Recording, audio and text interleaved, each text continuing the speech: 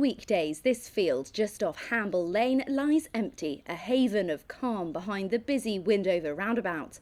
On Sundays, however, the site is transformed as visitors and traders turn up in droves for the weekly car boot sale.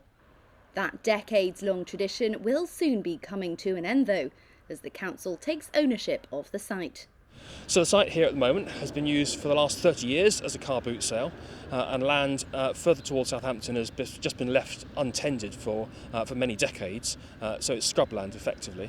So what we'll end up with is housing on the boot sale site, plus then a properly maintained country park between the new development and the city of Southampton.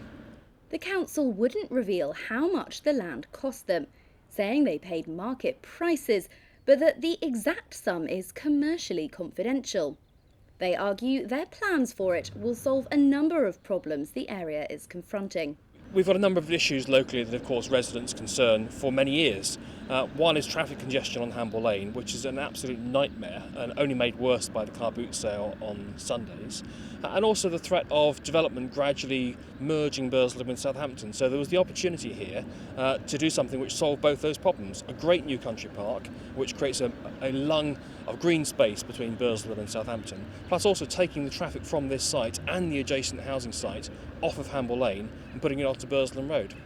The new parkland will be 10.5 hectares in size, just over half the site. The existing fields will be managed to improve the habitat and new footpaths put in. Meanwhile, the housing that's being built will be a mix of new homes for sale, private and affordable rented accommodation. This site was given planning permission for housing a couple of years ago. The landowner promoted it as such and was looking simply to sell it to a commercial developer.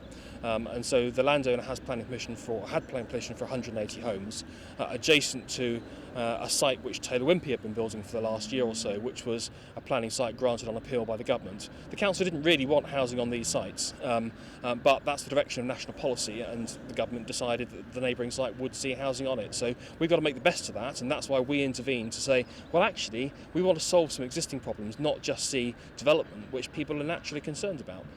The Hampshire branch of the Campaign to Protect Rural England told me they hope the development will contribute to Eastleigh Borough's 5-year housing land supply.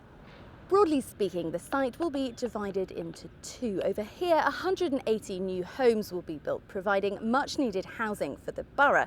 On this side, a new country park will be developed, with new benches and greenery being planted. In the middle, bordering the two sites, more or less where I'm standing, a new road will be built, linking both this housing development and the Taylor Wimpey development behind me in the distance with Bursledon Road.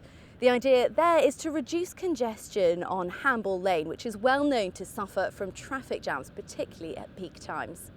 The road will be the first part of the development to be built and should take about a year to 18 months. After that, construction on the housing development and work on the country park will begin. The council say it'll be 3 to 4 years before everything on the site is finished. Charlotte Briere-Edney in Bursledon for That's Solent.